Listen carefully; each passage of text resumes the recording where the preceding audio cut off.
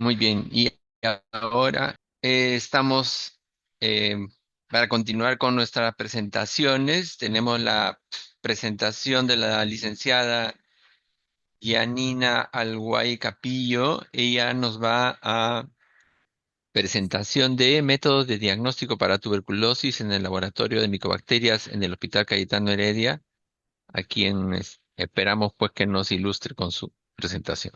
Bueno, buenos días ante todos, agradeciendo a las personas organizadoras que han solicitado que podamos nosotros exponer cómo es el trabajo diario del laboratorio de tuberculosis que se encuentra en el segundo piso del CENIX. Bueno, para el personal nuevo o pacientes que tal vez no conozcan dónde está ubicado el laboratorio, estamos en el segundo piso del pabellón del CENIX. Nosotros contamos con una propia recepción y hablar algo de transmisión. Como todos sabemos, esta es una enfermedad que se transmite a través de cantar, hablar, toser y que queden algún tipo de gotitas fluyendo en el aire, ¿no? Y que ahí dentro de ellas está el bacilo. Una persona puede ser que las adquiera por vía aérea.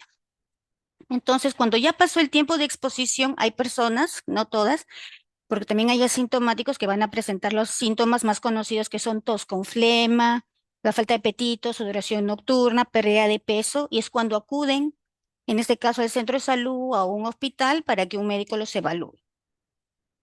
Con nosotros como el laboratorio de tuberculosis tenemos buenas prácticas de laboratorio. Dentro de ellas, como ya han mencionado los ponentes anteriores, acerca del equipo de protección personal, ¿no? Que todos tenemos que tener nuestra mascarilla N95, un gorro que nos permita cubrir el cabello, nuestro mandil descartable y guantes. Por lo mismo, también hacer una limpieza general de lo que viene a ser nuestras superficies, en este caso nuestras mesas con alcohol de 70, el tener conservado en buen estado los kits de trabajo y en cuanto a los equipos, tener su mantenimiento preventivo para evitar cualquier tipo de percance durante el proceso de las muestras. Si bien la vaciloscopía en su momento fue una técnica de diagnóstico pulmonar buena, de bajo costo, rápido, que nos permitía evidenciar los bacilos a nivel de las muestras que vienen del pulmón, que vienen a ser los esputos. Pero lo que sí hay como una especie de limitante con el tiempo es que en la muestra de nuestros pacientes tendrían que tener 5.000 a 10.000 bacilos, perdón, por mililitro para poder evidenciarlos en una baciloscopía. Es por eso que en los primeros inicios, con una primera muestra, si es que el paciente tenía, por decirlo así, una buena carga, un 80% nosotros podíamos visualizarlo como está en la imagen al bacilo. Con una segunda muestra incrementaría el 15% y con una tercera el 5%. La coloración Sheldon que todos ya conocen, que se va a realizar en este caso, ¿por qué usamos fucsina, usamos alcohol ácido, azul de metileno? En este caso, como ustedes ven, en primera instancia, cuando ya se tiene la lámina extendida con la muestra, vamos a colocarle fucsina y vamos a empezar el flameado. Ustedes dirán, ¿por qué realizamos el flameado? Porque la micobacteria en sí tiene una pared celular muy gruesa. Si nosotros no usáramos el flameado o exponerlo, en este caso, si es que estuviera presente el bacilo, el colorante de fucsina no ingresaría. Entonces nosotros necesitamos evidenciar como primera etapa de diagnóstico esto. Con el alcohol ácido se hace la decoloración y el azul de metileno para hacer en este caso el contraste a la hora de visualizarlo al microscopio. Otra prueba también que es gold estándar es el cultivo de Ogawa, que es el que no es un medio sólido que usamos nosotros en el laboratorio. Si bien el tiempo de dar un resultado positivo más o menos toma de 25 a 30 días y en el caso de los negativos 60, digamos que antes de conocer las pruebas moleculares era nuestro gol estándar y era cómo nosotros podíamos evaluar a nuestros pacientes, por ejemplo, cuando están en pleno tratamiento, ¿no? Como ven, el personal tiene que estar con todas las medidas de bioseguridad. Usamos 1 mililitro del esputo y 4 mililitros de un hidróxido de sodio. Más adelante voy a hablar algo más profundo acerca de eso. Queremos que todos sepan que ahora la adquisición del producto controlado, que es considerado ahora el hidróxido, es un tema un poco limitante al principio en cuanto a unas estadísticas que vamos a mostrar. Las pruebas moleculares, según la OMS, son pruebas, digamos, descritas para que reemplacen o puedan complementar a las pruebas convencionales que nosotros ya tenemos y que se usan aquí en el país. Se debe utilizar como una prueba de diagnóstico inicial para la detección de tuberculosis y la resistencia, por lo menos, a la rifampicina. Y las pruebas moleculares, ¿cuál es la gran ventaja a comparación de las que ya nosotros hemos nombrado anteriormente? que podemos tener un resultado positivo o negativo en un menor tiempo. No esperar de repente un cultivo que haya un crecimiento de 25 a 30 días para que recién el paciente pueda recibir su tratamiento. En este caso, la metodología GINESPR es una prueba molecular de alta precisión que nos va a detectar Mycobacterium tuberculoso y la resistencia a rifampicina en menos de 2 horas. Como toda prueba, ya sea en cualquier ámbito de laboratorio, necesita una parte preanalítica. Y no necesariamente por las pruebas moleculares, sino para las pruebas que ya hemos citado anteriormente.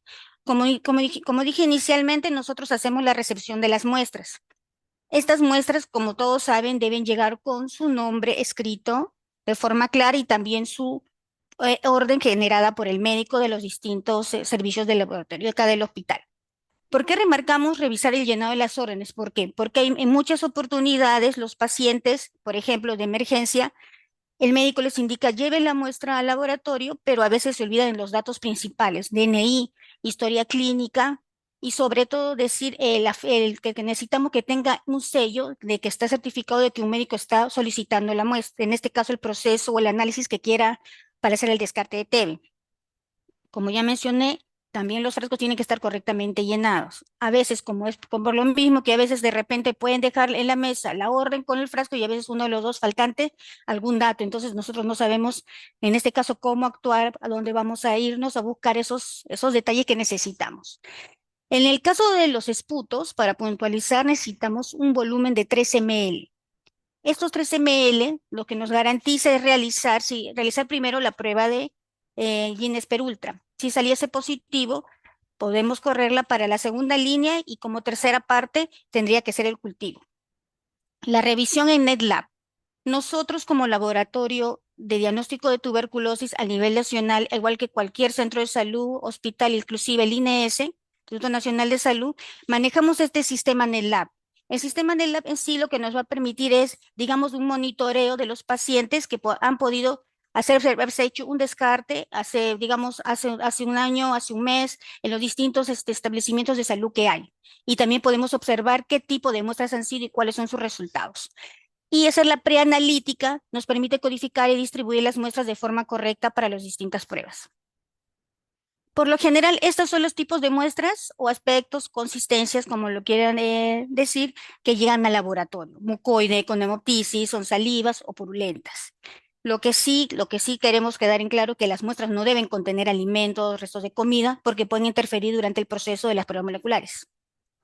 En el proceso del INESPR, ya sea para utilizar el cartucho ultra o la segunda línea, utilizamos 1 mililitro de la muestra más 2 mililitros del reactivo, que eso ya es un kit que viene con todos sus implementos. Como ven, todo se realiza en la cabina, nada se puede trabajar fuera de ella, ya que al abrir los frascos y estar manipulando podemos generar aerosoles. ¿No? Las muestras que más llegan a nuestro laboratorio son los esputos, los lavados, aspirados gástricos, las secreciones, tejidos y líquidos corporales. Y una vez que ha pasado el proceso, en la cabina nosotros vamos a dirigirnos al equipo, que como ven ahí consta de 4 módulos y una laptop donde está interconectado para poder realizar la prueba. Aquí, por ejemplo, estamos mostrando un cuadro de muestras procesadas por Guinness-Per Ultra en el año pasado, o sea, el 2025, de enero a diciembre, donde se ha desgregado todo el número de muestras que han sido esputos y el otro grupo que han sido extrapulmonares. Como pueden observar, en algunos meses ha habido muchas más muestras extrapulmonares que esputos. ¿Y por qué está dividido en 2 colores? Como nosotros ya también los exponentes han dicho, la baciloscopía con el tiempo ya está perdiendo la sensibilidad, digamos que era al inicio de su diagnóstico utilizado para tuberculosis. Entonces, lo que ahora se quiere es que emplear todas las pruebas moleculares como diagnóstico inicial para tenerlo de forma más temprana y empezar el tratamiento. Es por eso que más o menos el 5 de julio el MISA nos mandó un documento donde ya nos indicaban que todo diagnóstico presuntivo de tuberculosis, claro, que no se haya hecho antes y que no haya recibido tratamiento, hay que realizarle la prueba molecular, en este caso, el Guinness-Per Ultra. Un cuadro comparativo así de los métodos de diagnóstico de nuestro laboratorio del 2024 como el 2025. Como pueden observar, en el caso de las baciloscopías, en el 2024 estuvimos con 8.251 baciloscopías, ya sean de esputos, líquidos, tejidos, orinas, ¿Y por qué en este caso usted ve que en 2025 hay una baja? Por lo mismo que se explicó que ya se está dejando de utilizar la vaciloscopía como diagnóstico inicial para proceder a hacer todas las pruebas moleculares. Como ven en el Expert Ultra también, nosotros tuvimos una baja en el 2024 por, digamos, problemas técnicos de equipo, de laptop, de módulos, que toman un tiempo, digamos, reponerlos y volver a instaurar nosotros como laboratorio en procesos. Lo que sí aquí llama la atención, por ejemplo, como mencioné acerca de los cultivos. Si bien en el año 2024 realizamos más de 10.000 cultivos, no solamente de nuestro hospital, sino también de los centros de salud para el control de tratamiento, tuvimos una baja tremenda. ¿Por qué? Porque el reactivo del hidróxido de sodio ahora se utiliza para hacer algo de material de drogas, entonces es un producto controlado por la SUNAT. Entonces nosotros como laboratorio hemos tenido que hacer el trámite pertinente para poder obtener el permiso. A partir de diciembre de 2025, nosotros hemos empezado nuevamente a hacer lo que es el cultivo. Por eso es que ustedes ven que hay una gran diferencia. Ahora, en cuanto a la metodología GINESP, nosotros para diagnóstico inicial usamos el cartucho Ultra, ¿no? Que como bien ahí el tiempo de promedio de 60 a 75 minutos dura todo el proceso. Este cartucho Ultra, ¿qué es lo que te proporciona? La carga vacilar que pueda tener la muestra en ese momento. Puede ser alta, media, baja, muy baja, como también trazas. Y este tipo de cartucho nos permite detectar si hay mutaciones, que es el gen RPBOB, en el caso de la rifampicina. Y su límite de detección es de 16 unidades formadoras de colonia por mililitro. En cambio, el cartucho XDR también tiene su tiempo de proceso, que es de menos de 90 minutos, pero aquí, ¿qué es lo que vamos a evaluar? Mutaciones asociadas, por ejemplo, isoniazida, fluorquinolonas, etionamida, que forman parte de la segunda línea de tratamiento. Y su límite de detección, como ven ahí, es de 136. Expongo un caso, por ejemplo, tenemos una muestra de esputo que llega al laboratorio, pasa por el cartucho ultra, tiene un resultado de trazas, pero por lo tanto te va a dar un resultado indeterminado en caso de resistencia no a rifa. No tendríamos por qué pasar la XDR, porque como estamos viendo que el límite de detección es cierta cantidad, entonces ya decir trazas es muchísimo menos del valor, entonces automáticamente nos saldría negativo. Y aquí he puesto una nota que es importante, que también sucede y que a veces los mismos médicos vienen al laboratorio a consultar. Todo resultado de trazas que tiene indeterminado, solamente en casos de esputo se solicita una nueva muestra para volver a evaluar la rifampicina con el cartucho ultra. Pero tenemos también decir que la limitante, por ejemplo, puede ser que son personas adultos mayores, personas que no pueden expectorar o pueden ser niños. Entonces nosotros en ese caso lo único que nos queda es pasar esa muestra a cultivarla para que después de unos 25 días más o menos que haya algún tipo de crecimiento de colonias, en este caso en el medio Gawa, nosotros podamos enviarle para hacerle otro tipo de prueba. Si bien las pruebas moleculares son un beneficio, también pueden generar errores que también se pondrán durante el proceso. Como ven, esos son los errores más comunes que la empresa CFEI nos ha mostrado de que puede suceder y que cómo podemos, digamos, arreglarlo. Por ejemplo, el 2027, su causa que se detecta la pérdida de comunicación del módulo. Por ejemplo, se fue la luz o hubo algún tipo de corte o un problema en las conexiones. Entonces, el origen es el problema, viene a ser la fuente de alimentación, o sea, la fluctuación. Por lo cual, de alguna manera, podríamos perder lo que estamos procesando en el camino. Entonces, ¿cuál sería la solución? Verificar las conexiones para volver a proceder nuevamente con el proceso. Este algoritmo, por ejemplo, de resistencia de drogas y primera y segunda línea para tuberculosis, fue enviado, en este caso, por la Dirilima Norte. Tener en cuenta algo, cuando se inició a trabajar con la GINESPER, estaba dirigida a determinados grupos poblacionales, por ejemplo, diabéticos, HIV, contactos, gente que trabajaba en los penales, niños, contactos MDR, adultos mayores. Por eso es que aquí están considerando que también los BK negativos en un tiempo también fueron dosados para la prueba del ultra. ¿Por qué? Porque también había BK negativo, pero tenían síntomas. Entonces, tanto un BK positivo como un BK negativo, en este caso nosotros lo pasábamos al equipo de GINESP. Si el resultado nos salía negativo, quedaba ahí, lo subíamos el resultado en NetLab y queda ahí. Pero si es positivo, en este caso tendríamos que evaluar si es sensible o no, o es resistente o no a la rifampicina. Si es sensible, llegaba solamente hasta ahí, pero si es positivo y es resistente, ahí sí nosotros teníamos que enviarlo a una segunda línea. Nosotros hemos empezado a procesar la segunda línea a partir del mes de febrero, recién de este año. Por eso es que nuestras muestras habían sido derivadas a la Lima Norte, ¿no? Para que hagan este tipo de proceso.